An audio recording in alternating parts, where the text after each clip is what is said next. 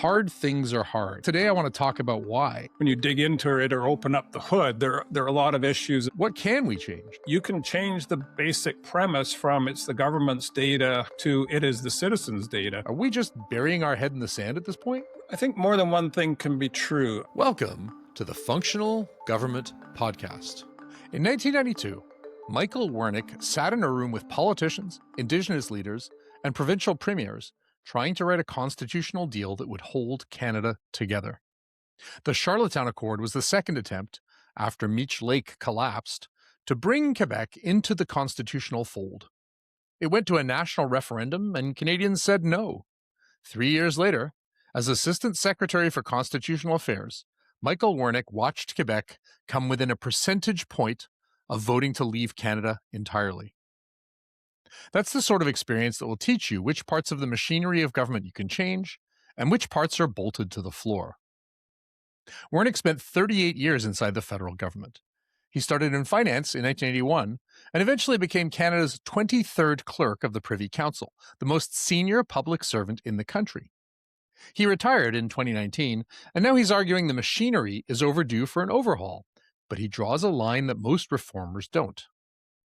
Wernick uses a metaphor anyone who's struggled with an old computer will recognize. Some of what's wrong with government is like software. Procurement that takes years to buy things the private sector buys in weeks. HR practices that make it nearly impossible to move the right people into the right jobs and hold them accountable. Org charts that don't make sense in a digital world. These things can be rewritten. Other problems are hardware, the Constitution, the division of powers between federal and provincial governments, the architecture of the Senate, the conventions of responsible government. You don't rewrite hardware, you live with it. Try to change it, and you open a process so consuming it can burn through a generation of political energy and still fail. Wernick knows this because he tried. He watched two of the most ambitious consensus-building exercises in Canadian history come apart from the inside. In a Globe and Mail essay, he called launching the new round of constitutional reform a terrible idea, not because reform isn't needed, but because you cannot open one question without opening them all. Every stakeholder arrives with a different list, and consensus becomes a mirage. I've wanted to talk to Michael Wernick about dysfunction in government since we launched this podcast, and I finally got my chance. In our conversation, Wernick is candid, specific, and occasionally blunt in a way that serving public servants cannot afford to be. He spent nearly 4 decades learning the difference between the things a government chooses to do and the things it's stuck with, and most people, including most politicians, don't know which is which. Hi, Michael. Hi, thanks for inviting me. Thank you so much for being here. Before we get into the questions, at Forward 50 a couple of years ago, we made some t-shirts that read, "I'm not speaking in a professional capacity." And they had a QR code leading to the free speech section of the Charter of Rights and Freedoms with the text, "We fix problems by talking about them." So I was delighted to learn when researching this that you'd told the Hill Times, you can't fix a problem if you aren't willing to talk about it. Since you left your position, you've been speaking a lot about topics that are often taboo. In preparing for this, you repeated a common refrain from many of your public appearances. Hard things are hard. And I guess today I want to talk about why. When someone hears hard things are hard, the natural response is, okay, but Estonia did it, Singapore did it. Why can't we? Okay, well, there's a couple of things there maybe we can dig into. I would start with Estonia and Singapore because I always bristle when I hear them as examples. Don't get me wrong, I think Canada always should be out listening and finding out what's going on in other countries and other societies, and you can take lessons for what went well and what went badly and try to bring them back to Canada. I just keep insisting that ultimately you have to then implant them in the soil of Canada, and part of that is, and make them work here. Canada is a fairly unique kind of political entity or governance entity, which means that to get things done, you have to do them in a very Canadian way. So the analogy I'd borrow from tech is there's firmware in Canada, and the firmware is that we're a federation and we're a parliamentary democracy. And that means, things work differently. The Nordics and Estonia and Singapore are all admirable, but they're essentially microstates. They don't have strong provinces, states, or municipal governments. There's no division of powers issues to worry about. But we do have that. And we have a system where the executive is very much accountable to Parliament, which passes laws and grants resources. So a lot of governing is the interaction of ministers and public servants with Parliament. And, we can talk a little bit about that. Again, borrowing the metaphor, if you want to update the software of legislation and regulation, you're going to have to involve, the political actors as well. That's one of the topics perhaps we could talk about. For sure. And I mean, Estonia only has 68% of the population of urban Montreal. Zelensky very specifically and explicitly made government on your phone a campaign promise. And in Ukraine, the national government controls driver's licenses and registrations. So as you said, we have this sort of firmware that we have to build things atop. It reminds me of the serenity prayer that says, give me the serenity to accept the things I cannot change, the courage to change the things I can, and the wisdom to know the difference. So I guess I want to start with the things that we cannot change. You worked in the Constitutional Affairs Unit of the Federal Provincial Relations Office, which later became part of the Privy Council. Clearly, you know how hard it is to try to change the firmware or the fundamental structures. And in 2023, I think you said that it would be a terrible idea to try and revisit the Charlottetown Accord. So for critics who say, just do what Singapore did, they're basically asking us to reopen the Constitution. Are you saying we should just accept that we can't have that and move on with it? Well, I think even before we got into living in the era of Trump and the autocrats and so on, I argued it was a bad idea to take very scarce attention and focus and energy of our political class and put them into constitutional reform. There'd be enormous cost with not a lot of chance of success ultimately. It is extremely difficult to amend the Canadian Constitution, and it cost an enormous amount of political capital and energy. And I went through some of that in the 1980s and 90s. I would rather our political class was focused on climate and energy transition and security and poverty and sort of immediate issues. So I think ultimately you just have to accept there are divisions of powers issues where employment insurance is a federal thing, but social assistance is a provincial thing. Many examples like that health and education are largely delivered by provincial governments. Traffic, waste management, congestion, a lot of issues that are important to the environmental agenda are really decided at the city level. So you just have to, I think we're condemned to collaborate. We just have to find ways that different levels of government are going to work together. To get back on topic, I mean, that has been a challenge for things like digital ID. We saw during the pandemic, not a lot of good examples of collaboration across provincial boundaries on mobility trackers and that sort of thing. So, but there are some successes. And so I think people that work in the digital government space have to be good at partnering and forming alliances and looking for solutions that are more about interoperability and mobility rather than here is the one big ring to rule them all. I mean, you named it there. It seems like for most of the countries that we've spoken with, they begin with basic government services that citizens access every day because those are the most easy to authenticate. So taxation, which obviously is split between the federal and the provincial levels.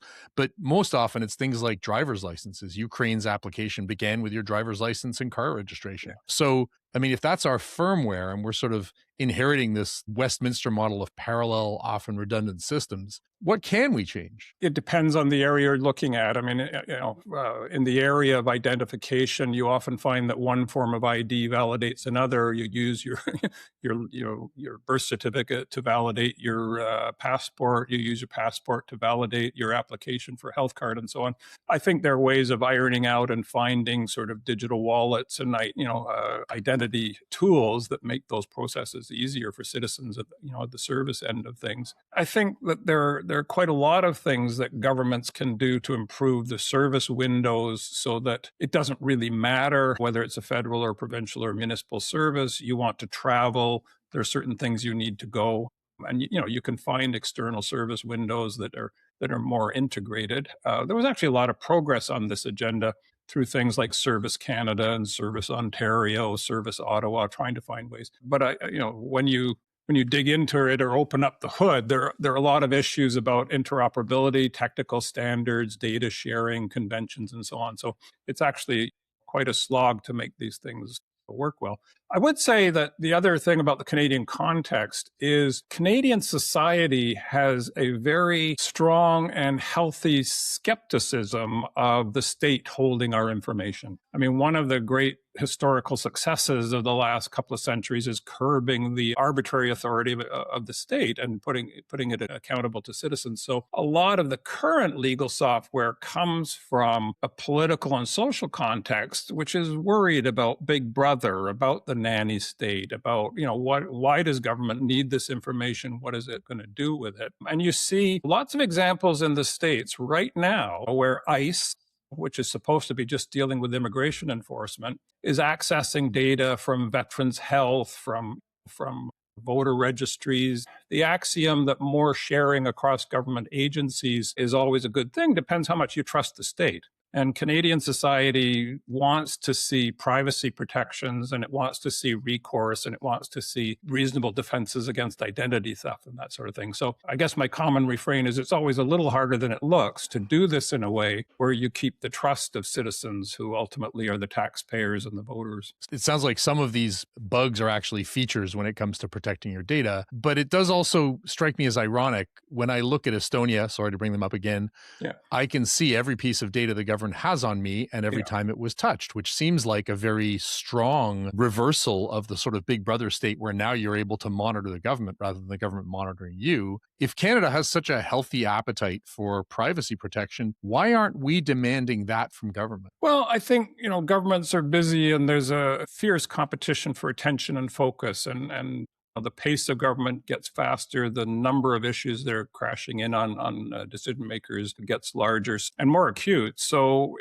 I think the biggest competition in the sort of governance and decision making world is a competition for attention and focus. And it takes effort to get there. I mean, to go back to your opening question, there are only 343 MPs and 105 senators who can actually rewrite legislation. There are only about 35 people around a cabinet table who set the policy direction of whoever we've elected in the last election and so on. And so to get their attention and focus, public servants actually have a fairly privileged access to them. There are channels, however bureaucratic, for delivering analysis and advice to decision makers. And then there are other channels like appearing at parliamentary committees and, writing op-eds and lobbying and arranging site visits to get into that attention space, of the people that can actually change some of the fundamental things. I'm not making excuses. There's a lot of agency that public servants hold and their leaders hold that I always encourage them to use the space that they have. But at some point, you're going to get to the point where the macro level allocation of resources is set by budgets, and rewriting old, outdated legislation, you're going to need parliamentary attention to get that done. I think it's very useful. To go to your last question, the more that elected politicians think this is something citizens care about and they're hearing about it and they're getting, news stories they read and posts that they come across and people who come in on their, see them on Saturday morning and talk about these issues, then they will start to care about it more. Otherwise, they're making big assumptions about what Canadians expect from them. So to challenge the firmware thing a little bit, in 2024, you said in Canadian public administration that, and I'm going to quote here, it won't be possible to get a public service fit for purpose on its current foundations and scaffolding.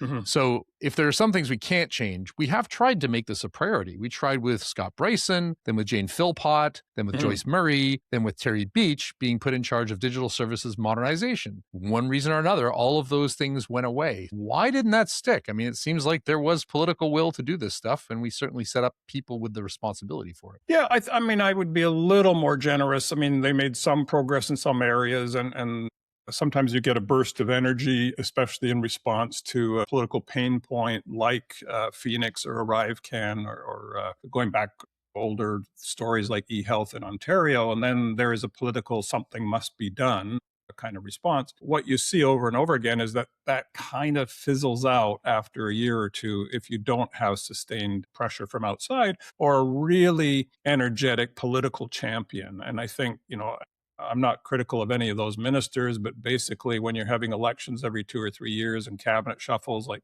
you didn't have somebody stay long enough to really imprint any of those areas. And it'd be nice to see somebody in the space who really felt, their accountability to the prime minister was, get stuff done. I would say that you can change, there's a zone which is deep reform. You can change the whole premise of the access to information regime from a request-based model. You ask for stuff and people decide how much of it they can give you, to an onus to disclose. In the data world, you can change the basic premise from it's the government's data to it is the citizens' data. Those are big transitions, but they are available to the Parliament if they want to go there. So continuing with your analogy, we have a firmware problem. Yeah. We have a bandwidth problem. The CPU of the cabinet and the prime ministers is supposed to be this decision-making body. Do you think there's this idea that there's just some magical central power that if you just get its attention, you'd fix everything? Yeah, I wouldn't describe them so much as problems as constraints in the equation. You have to work in a federation. You have to work in a parliamentary system. You have a fierce competition for attention and as much as for resources. And then you have to try to move forward. The thing about cabinet is it's a collection of 25, 30, people with a portfolio of responsibilities, a constellation of departments and agencies, laws that they're accountable to, to deliver and administer, part of the government's electoral agenda to implement, and so on. So they're busy going out. I think part of the challenge in Canada, I don't know that it's that different in other countries, is the attention is going to go to a particular policy or service field, like health, like the energy transition, like border management, like a response to the pandemic. And then it's the job of the public service managers and leaders to mobilize money, people, information back, to advance those agendas. You don't often see a lot of attention to state capacity as its own sort of goal. I think we just have to keep lobbying and pressuring for that. But I suspect that the more likely road in is offering solutions to things people care about in the world of education or policing or health or safety and so on. Let's talk about modernization from a public administration standpoint. You were the most senior public servant in the government in your role. In your recent paper in Canadian Public Administration Journal, you proposed reducing 5 executive levels down to 3,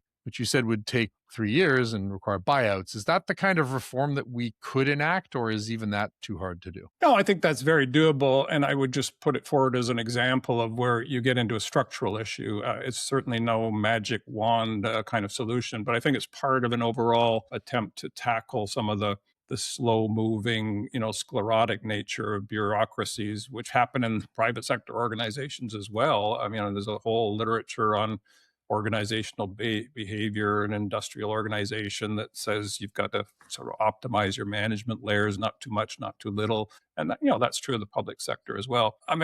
It's a good example. I'm glad you raised it because, right now, what's being privileged is cost savings. And, last budget said we will get rid of 1,000 of the executive jobs on a base of about 9,000. But as far as I can tell, following it, all they really are doing is squeezing the same structure, the same pyramid, basically, and taking out, 15% of the jobs. I would rather they started more from, what kind of executive capacity do you need? How many layers, where there's compensation, inversions with, senior professionals, and what kind of incentives and performance pay. Work the problem at a deeper level and then implement it. And I would just argue, for 2 or 3 years to do that, because with any project management, once you get started, there's a feedback loop of unintended consequences and surprises, and you need course corrections. I think people in the sort of political pundit space think that you can just implement something on a Friday press release and it will get done. And then time and time again, you find there are unintended consequences and feedback loops. So I would just take some of the basic principles of sound project management. And what we learned in the government tech issue, I keep going back to what should be our focus. And a lot of those disasters that, that you know about from the government tech world, what comes out after the fact is an underinvestment in project planning, an underinvestment in training, trying to do things on the cheap. Every government building and government IT system was the one that the lowest bidder prepared. So not necessarily the best. And sometimes governments are impatient to get launch, or they're impatient to harvest cost savings. So I think sometimes you would do what you do in the private sector, is that you really would think through the problem, and you would have feedback loops and project management tools to stay on course. Yeah, we talked to Lucy Bergeron, who did some fantastic work at Transport Canada in the Marine Safety Group. Mm-hmm. And she actually had change managers in her group whose job it was to actually move the needle in terms of culture and process and so on. And started with like, what is the existing process? What data does it have? And only then went into the technology. It's a fascinating example that I guess I want to bring up here. So government passed this law, the Fee Act, that basically said if a government department collects a fee, then it has to report on whether it delivered the service it promised. And if not, it has to refund things. And Lucy was tasked with implementing this and came up with a universal service that was sort of reusable. So now Transport Canada is not just using it for marine safety, but in other departments. It seems to me like if the government's about to pass legislation like that Fee Act, wouldn't it be good if they also said, and we've written the code to implement it? Like, at what point do we start realizing that government and laws are technology, they are information management, and make the creation of a common component that all of government must use simultaneous with the passage of a law? It seems like that would go a long way to standardizing things and overcoming the sort of not invented here problem that we have right now. Yeah, I think you can aspire towards that. But again, it's sort of baked in that it tends to be more sequential than that. I mean, you will get a policy decision and maybe a financial decision, to proceed with something. And then you'll spend several months, in some cases longer, grinding through Parliament to get the statutory language adopted. And then you find there's an operational issue in terms of regulations to implement it. That's done through a separate and very transparent process with loads of public input. You may have to hire people to do the job that you've created. We're seeing that with the Foreign Interference Commissioner right now. So, it is very sequential. And I think, what you can do is try to shift to some parallel processing so that people that are working on implementation and tech issues and information, or information systems are at multidisciplinary tables, virtual or real, with people that are doing the human resources and the staffing and the hiring, or the physical facilities, or But so any sort of medium to large size reform, you end up with sort of multidisciplinary teams, and you try to implement it as in a kind of project management Gantt chart style way, with as many things going on in parallel, overseen by somebody. The example I use with students a lot is cannabis legalization. It's getting a bit old now, but that was 16 words in the Liberal Party election platform. They arrive in power, and they decide that they want to get it done roughly in 2018, and then you work. There were many, many, many aspects of implementing that. And then there were feedback loops after the fact. So I think, to borrow another tech metaphor, good governance and delivery is a kind of learning software. It's not like you go to cabinet or you go to parliament and you've emerged with perfection. You've emerged with your, your early version, and it has to survive contact with reality and implementation issues. We rely a lot on audits, on officers, watchdogs like the Privacy Commissioner or the Auditor General, the Parliamentary Budget Officer, to do a lot of ex post examination. And I think that's another area where governments just have to learn the lessons more quickly, perhaps in a more gated way, and apply them faster. You don't have the luxury of acquiring 10 years of experience before you go back.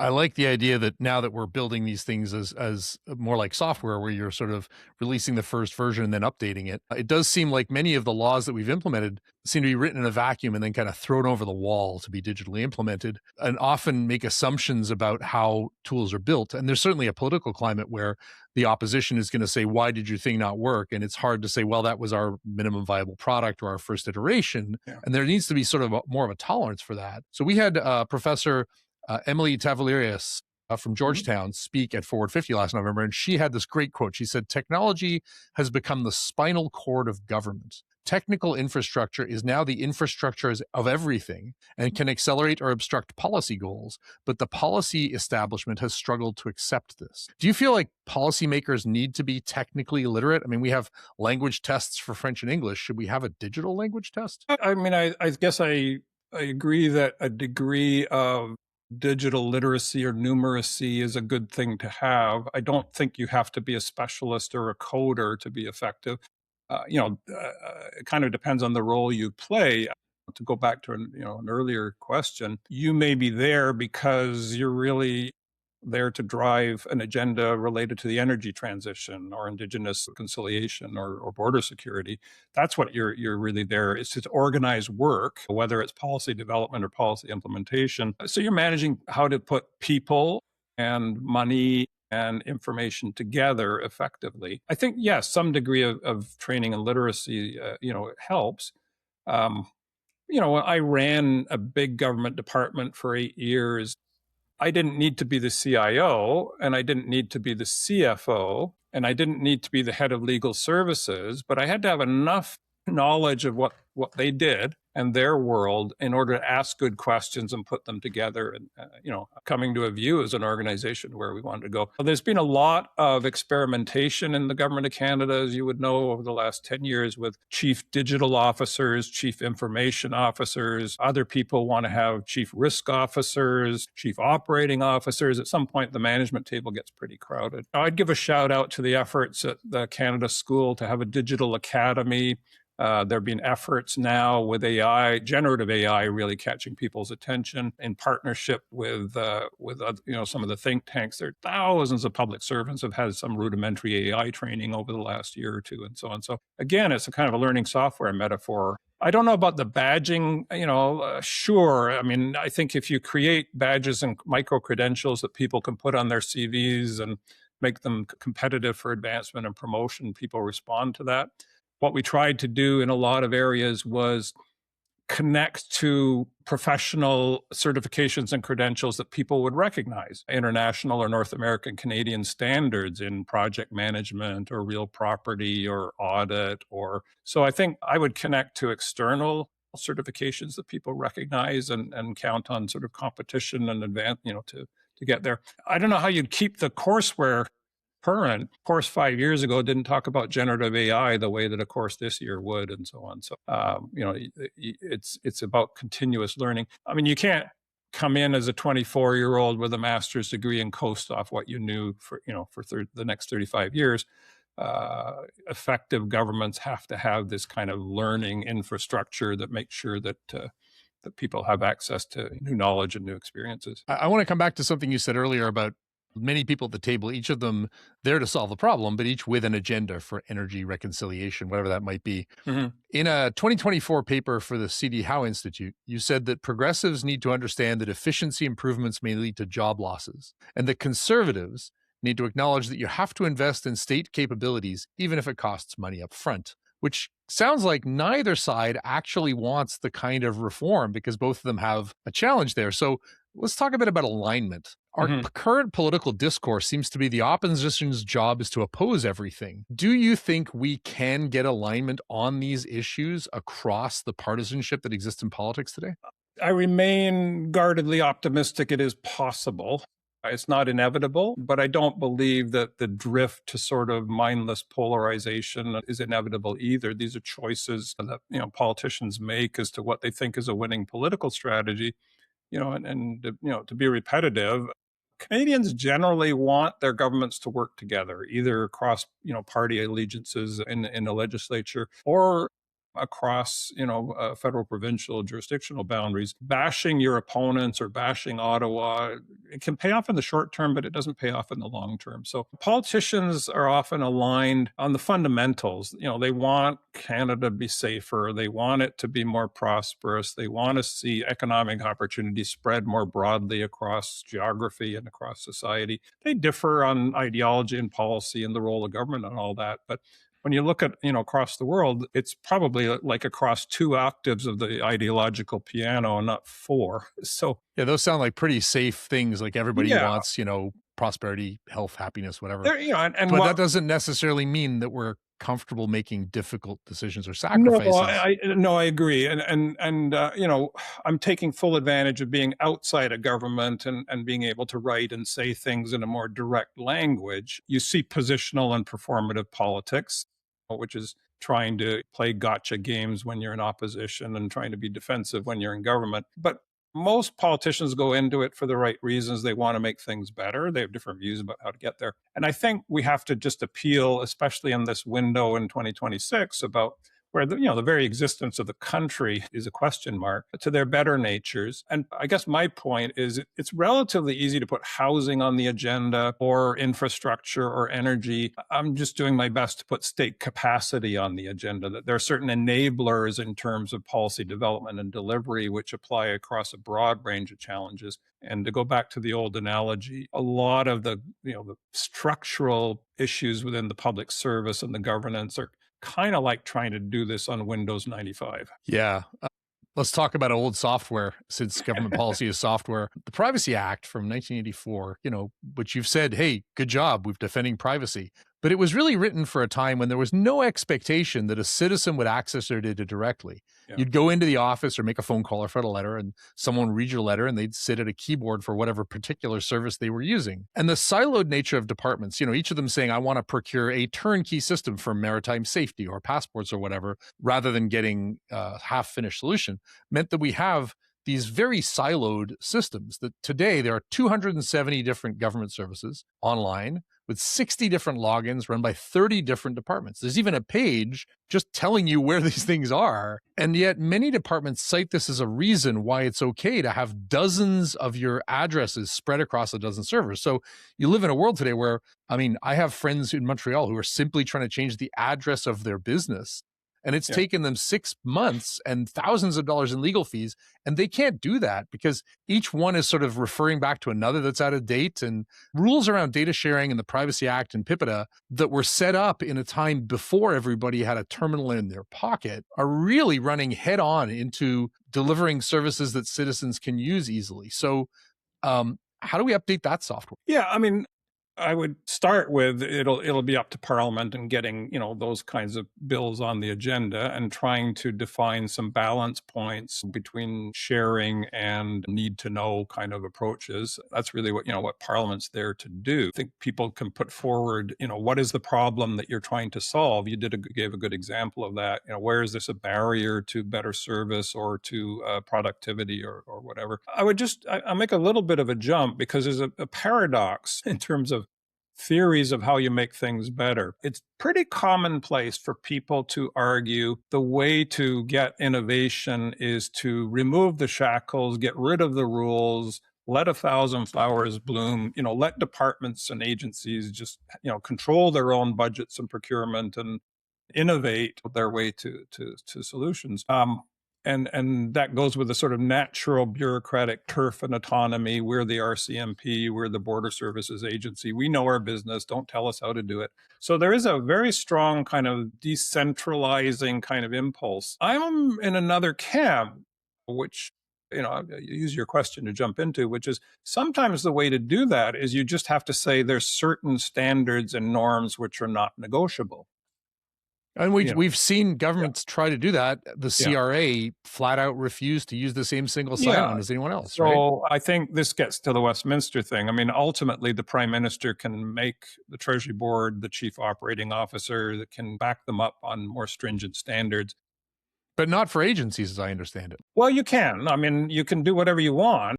That's just a matter of changing the laws and saying, these apply to this list of agencies. Okay. A lot of the big players tend to seek out autonomy and exempt themselves from these things and plead special purposes. And that tends over time to penalize the smaller agencies. And that's a lot of government who just don't have the clout to go to Treasury Board or to argue. And they end up sort of like the pilot fish following the big whales and so on. And I come from a time when there were clusters built around particular tech vendors. There was an SAP cluster and an Oracle cluster and a Microsoft cluster and so on. So I'm more in the camp that says part of the job of the CIO or the Treasury Board people, who are the management board of government for your listeners, is to say some things are not negotiable. You have to serve in both official languages. You have to meet certain standards on accessibility for people with visual and hearing disabilities and so on. And there are standards of data portability and cybersecurity and, and protections that you have to meet, and they're not negotiable. Within that sandbox, so to speak, innovate, but you can't just go and build new silos and customization. I'm attracted to a lot of the literature around platform land and platform Right. government, and This is notwithstanding definitely David Eves had a great talk about this in January. This idea that it's okay to use a product like Amazon S3 because it is the dominant product, but what you do is you build to the standard that thing supports, and therefore you're not beholden to a particular vendor, but you have locked in a standard and said, this is what we will do. Yeah. But I think it's more about the standards, and it's tricky stuff because it's very difficult to just pivot and start all afresh. If the government is heavily invested in Microsoft suites and implementation, and they've trained their staff how to use them and operate them, you can't just sort of come in and say, forget about that. We're moving to a completely different platform. We've seen that go very badly, even at a smaller scale. So there is a real risk of vendor capture, and these days about worries about dependency on non-Canadian vendors. That presents certain issues. But I come from a time when a sort of made in Canada, let's use Canadian champions like Corel and BlackBerry worked well for a while, but as a long run play, it didn't work well at all. So, there just wasn't enough to keep BlackBerry near the front of the front of the pack. I remember a period, no disrespect to BlackBerry, but I would have rather had an iPhone by the time we got to 2009. That gets into governance of procurement and ensuring a degree of competition. But I've written about this in other places. I'm more in the it's not a loose federation. It is one public service, and there's plenty of room for sort of common standards and norms that are just not really negotiable, and then you innovate within those. And if that limits the full range of possible innovation, so be it, because there's a price to fragmentation and not being able to move a personnel file from department A to agency B, kind of things that we've lived with in the past. I'm let's very talk much about into sort of comparability, interoperability, mobility, those sorts of things, because productivity is ultimately about moving money, people, and information to their best use at a faster pace. That's a good definition. Okay, so let's talk about productivity a bit. The estimates I've seen are that when countries get digital government right, they save between 1% and 2% of GDP, and they free up 4 days of citizen work. Astonishing benefits that would lead to, billions of dollars in savings for the country, more than we're projecting from some of the civil servant cuts. In early September of 2025, the Parliamentary Budget Office projected that the cost of civil servants will hit $71.1 billion this year for the 442,000 employees, at a time when the government aims to cut employee costs by 15% by 2029-2030. Despite this, when the government recently completed its study on public sector productivity, Minister Anand released it just after Parliament went home, and the government rejected a recommendation to even measure productivity. Are we just burying our head in the sand at this point? I think more than one thing can be true. I mean, I think it's now clear as the new government approaches the sort of first anniversary that government reform, state capacity, government transformation isn't really high on their agenda. That doesn't mean that they won't deal with aspects of that as they deal with, trade or economic or energy or other issues, and they will end up dealing with issues of state capacity. I think right now we're in one of these periods which come along every once in a while where the major vector of change is driven by the financial constraints. We went through that with Chrétien Martin program review in 95, the Harper Flaherty DRAP in 2012. You shrink the resource envelope and people are forced to rethink their business processes and their service windows and so on. So, I think the point with reducing the body count of the public service, it's partly political. There was clearly a consensus, building that federal workforce had got too big. Partly it's cost savings relative to a $500 billion federal government. This isn't as big as some of the program areas, but everything is worthwhile to the Department of Finance. I think we would be dealing with, even if we weren't in the fiscal sort of context, AI would be rippling through any number of professions and trades and practices, and you'd be looking at how to augment and assist some of these functions with AI, whether it's externally facing services or people that do costing and financial analysis, or people that are doing approval of drugs at Health Canada and so on. So I just keep sort of saying, put up my hand and say, those aren't perfectly interchangeable public servants. They have particular roles in particular trades and professions and organizations with particular mandates that they've been given. And so what it means to be the best, parks agency you can be is different than being the best Coast Guard or being the best, border management agency and so on. There are platform issues about making all of those things work as well, better in the future. But you're going to end up with a lot of working the problem at a very applied level, traffic management in and out of harbors for the Coast Guard and so on. What I would say is, you alluded to some of the cost savings. I think what people are less aware of is there's just massive multiplier effects of having a strong and effective public sector. And they're not always transactional services. Your mind tends to go to passports and immigration, visas for students and so on. But a lot of what government provides is reliable, authentic information. So, StatsCan information is used by businesses for planning. The most used service by Canadians is Environment Canada weather forecasts. Oh yeah, of course. Everybody uses them multiple times a day, and they have measurable economic impacts on tourism, on recreation, on people's decisions as to where they're agriculture, all kinds of things, sure, and so on. There were major upgrades in the technical capacity of Environment Canada about 10 years ago, applying supercomputers and remote sensing and so on. Nobody would know that, but it leads to weather forecasting, which is now about twice as accurate as it was 10 years ago. And there's an economic impact for that. And if you can get ships in and out of the Vancouver harbor, there's a measurable economic, benefit to the supply chains for doing that. So I can give lots of examples, like that. So it's not just sort of going to where the big problems blow out and create a political pain point for the government. They happen, and you learn from them and you correct them, whether it's lac mégantic or or ArriveCan.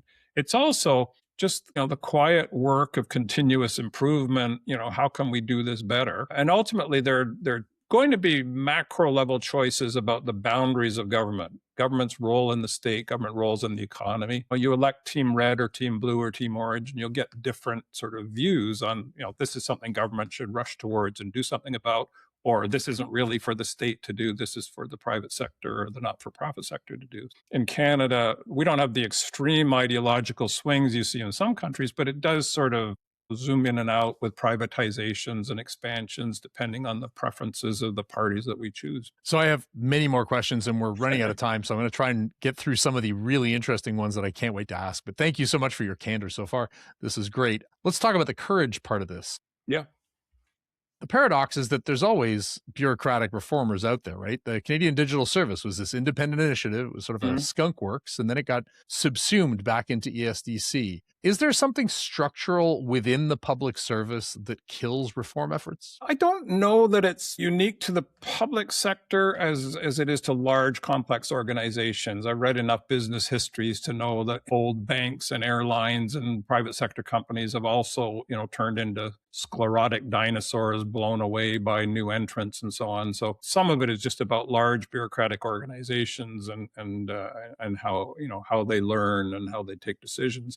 The public sector context is different. You can't just sort of take the lessons of the private sector and say, here, run with that, because you have all of this complicated accountability to Parliament. You've got you have distributed authority to acquire additional resources, as a particular kind of process in the public sector. So I find a lot of it is about just a continuous struggle to try to get large, complex organization with distributed authority and multiple accountabilities to change. My predecessors dealt with it, and my cohort of senior leaders dealt with it, and my successors are dealing with it. But I remain sort of guardedly optimistic because the fundamental drivers are governments that we choose want to be better. They have a political incentive to deliver better services. And what you end up observing actually is a kind of a curve of rising expectations in terms of accuracy and timeliness and customization.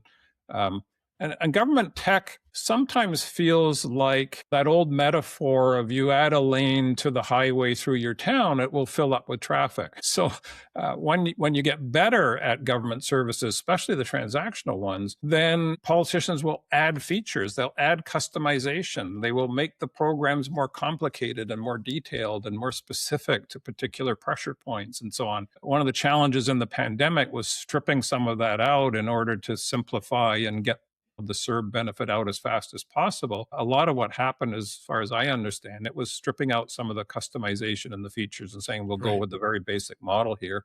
But, so, I mean, I don't want to sound sort of like I'm making excuses, but provincial and local and government services are light years better than they were 25, 30 years ago. And, if you look back in the snow, you'll see the tracks. I guess I'm not comparing us to us 20, 30 years ago. I'm comparing us to other countries. And I've said it many, many times, but we've fallen behind a quarter of the countries in the world in terms of digital government. I mean, I think the fact that we have been able to make progress and have some successes in the past, I take it more as encouragement.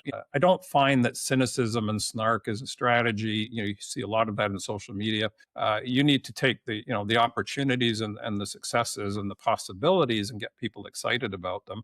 Sure. Sometimes that's, as you say, bureaucratic reformers. No, it's not an oxymoron. There are known lots of them. And these are the people that really, they come in not to sort of serve time and get out 3 years later without having made a mistake. You find strong public service leaders and strong ministers, they come in saying, what can I get done in the 3 or 4 years that I'm here? Will I leave the organization better than I left it? Will I have strengthened the team that I inherited? I find the inherent motivations of people are, towards better is possible.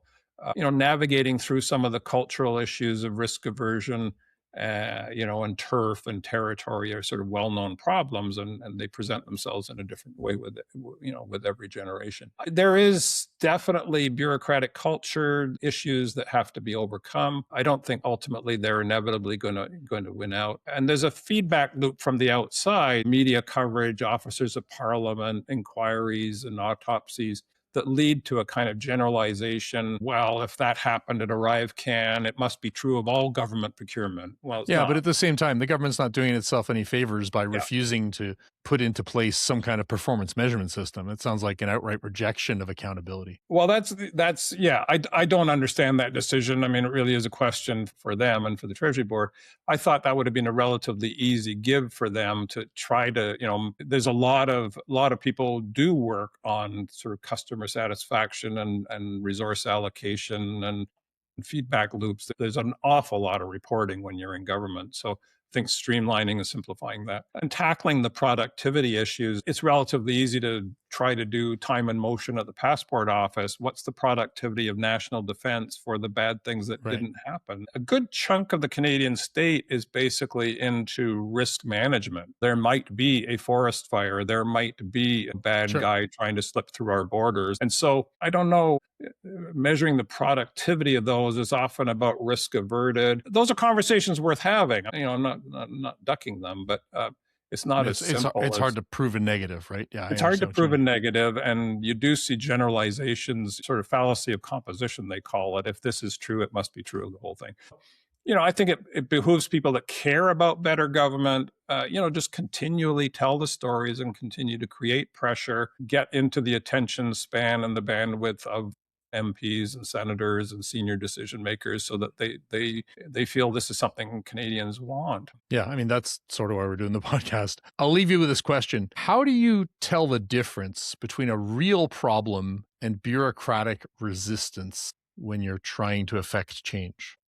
I think that's kind of what the most senior leaders get paid to do, is to have that kind of judgment, to recognize sometimes it's inertia, sometimes it's turf, sometimes it's personal, just conduct. Some people are more change resistant. There's lots of literature around change management. You've got early enthusiasts and you've got resistors, and you've got to convince the people in the middle and so on. I always land somewhere in the middle, which is, don't assume it's always resistance or mindless or just oppositional. Ask yourself, where did it come from? They may have had an issue with a cybersecurity leak that got everybody in trouble for a year, or it may have been there's learned experiences that you want to find out what the context was and so on. But by the time you get to assistant deputy minister and deputy minister level, you are paid and evaluated on whether you get things done and how you got them done. You don't get a good score for being passive and neutral. You need to show up at performance reviews saying, I move things forward. And so I think you want to motivate people through, the performance review systems and performance pay and the feedback loops within the public service, and then also the feedback loops that come from outside. Well, thank you so much for spending time with us today, and also for speaking out openly about this stuff after your considerable career in government. It's really nice to hear it from the proverbial horse's mouth. So someone who knows how the systems work. I wish we had time to get into more of the things that we could discuss today. I only recently learned that the Privy Council has like the Department of Government Architecture or something like that. You have like the mechanics of government department. I mean, that's something we can go into. My friends at the Institute on Governance have posted on that. I mean, we could talk about the role of the prime minister and the hats. I think I count, I'll put in a plug for my book that, the prime minister wears 6 or 7 distinct hats. And then there are parts of the public service that support each of those. You're seeing the prime minister run around the globe meeting with other countries. So there's a sort of foreign affairs shop. You see him meeting with premiers. There's an intergovernmental affairs shop. In our system, configuring the constellation of organizations and departments and agencies is something the prime minister gets to decide. So you saw that last year with the creation of some new entities around Major Projects Office and Build Canada Homes and a Defence Investment Agency. So, creating, merging, abolishing organizations is something the prime minister does. And there's a specialist shop at Privy Council Office, which is the prime minister's department, that supports that. There's an excellent primer by Ellen Sutherland on the topic. So if your listeners are interested in government and how to make it better, perhaps we can have some other conversations as the year progresses. For sure. Thank you so much for spending time with us today. This was fascinating. Thanks for reaching out. Thanks for joining us on the Functional Government Podcast.